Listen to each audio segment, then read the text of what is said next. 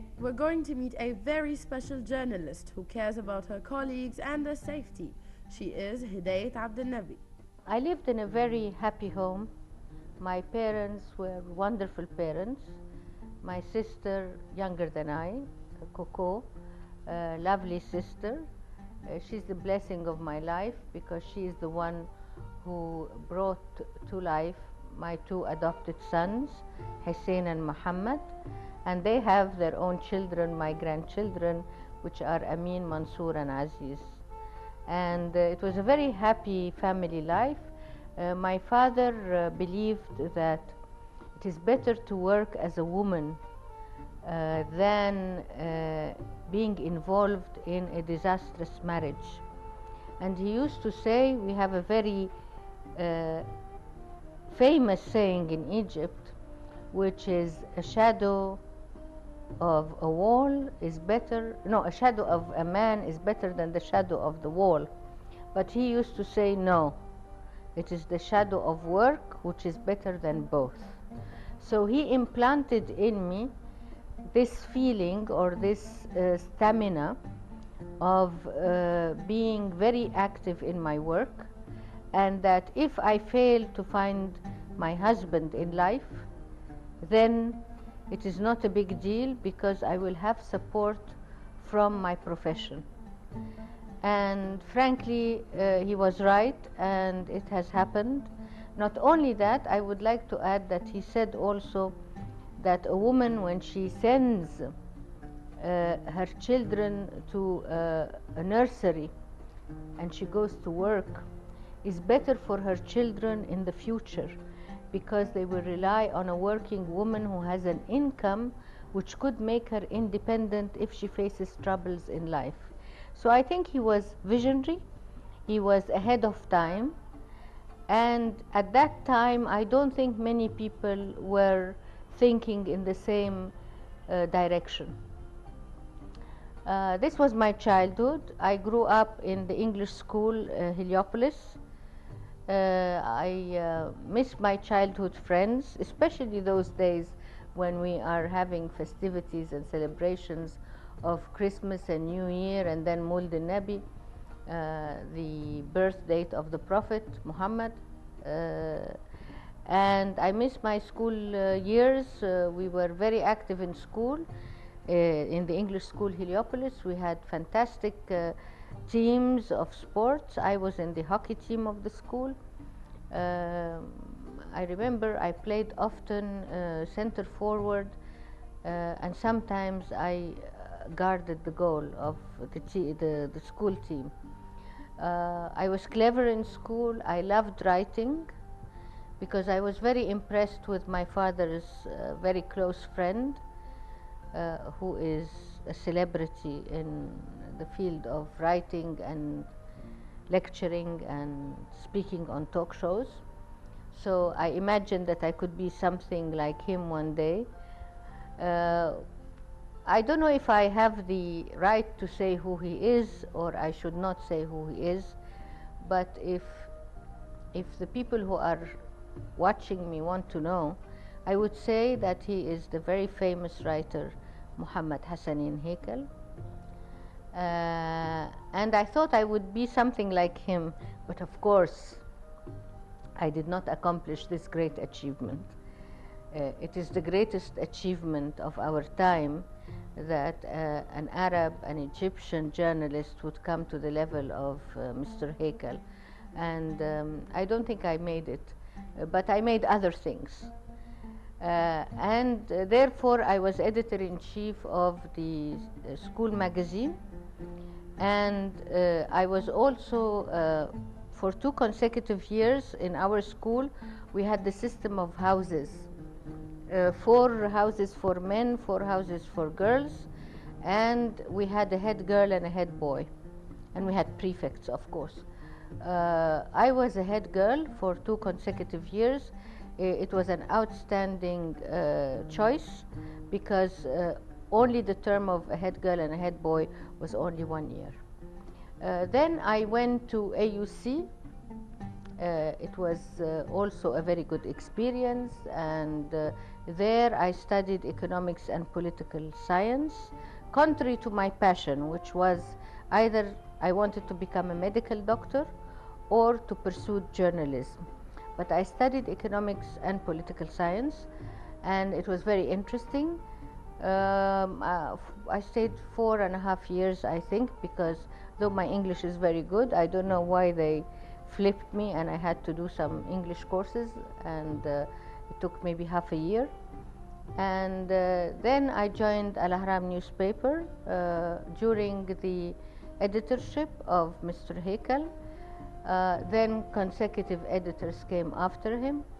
The most notable that I have worked with and have influenced my journalistic career and my life is Mr. Ahmed Bahauddin. He's my mentor.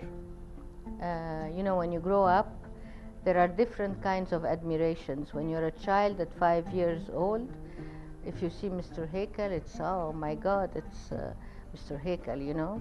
When you grow up, when you're 21, 22, and 24, you meet Mr. Ahmed Bahauddin, you become a little bit an adult, so even if you're childish sometimes, and then you try to absorb your mentor and to digest the learning from him. So I have learned a lot from him. He was really the exemplification of modesty and the exemplification of a lovely style in writing. I don't need to say more than that, but I like the angle of modesty, because when men and women are of a certain status, if they are equipped with modesty, it gives them more status, and he was one of them. I still I'm very attached to him until today. Following my work with Mr. Bahauddin, I went to the United States and I studied there for 3 years. I earned a master's in what is called public diplomacy, and it was in 3 fields. It was security studies, American foreign policy, and the Middle East. I was scheduled I sat for my PhD, but due to personal circumstances in my life, which was the severe illness of my mother, I couldn't complete my PhD. I decided to withdraw, because when she died, I couldn't study. And I was a nervous wreck, so I really couldn't study. So I withdrew from my PhD, but I was accepted in the PhD program in one of the best schools of today, the School of Advanced International Studies, Johns Hopkins University. And then I came back from the United States to pursue my career as a journalist. I continued until the death of our former editor-in-chief, Ali Hamdi Gamal, who also I had excellent relations with. I also worked with him very closely because I worked in his office. And God rest his soul in peace. Then came the era of another editor-in-chief, and there turbulence started in my life as a journalist. Sometimes it is chemistry, sometimes it is luck, sometimes it is mismanagement of your relationship with the boss, sometimes it is the boss who is a little bit tough on you, not for valid reasons, but for invalid reasons. And I think it was invalid reasons. And I spent a very turbulent journalistic career and years during leadership. Then I decided to move out from Al Ahram with leave without pay, and I went to the United Nations in Cairo. I stayed there from 1993 to 1996. Then a great opportunity came to me, which was to travel to Geneva to join the United Nations High Commissioner for Refugees, as their senior spokesperson for the Arab region and Central Asia. There I went and I stayed with the United Nations High Commissioner for Refugees for 2 years. For reasons out of my hands, my post was cut and I looked for another job while I was still finishing the couple of months remaining for me. Then I found a job as a journalist with the Kuwait News Agency in Geneva, where I joined them and stayed there for 10 years. Then, upon pension age, I was moved to pension, which meant that I lost my job and I had to find other outlets. So I went back to my home, Al Ahram. I still consider Al Ahram my home, even if I'm not there, even if I'm not mingling with my friends over there, even if we don't see each other, it's still my home.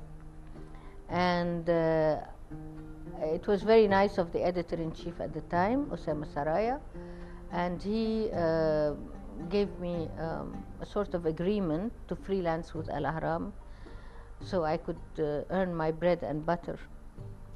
And I stayed with Al Ahram for 1 year, but then the revolution started 25th of January.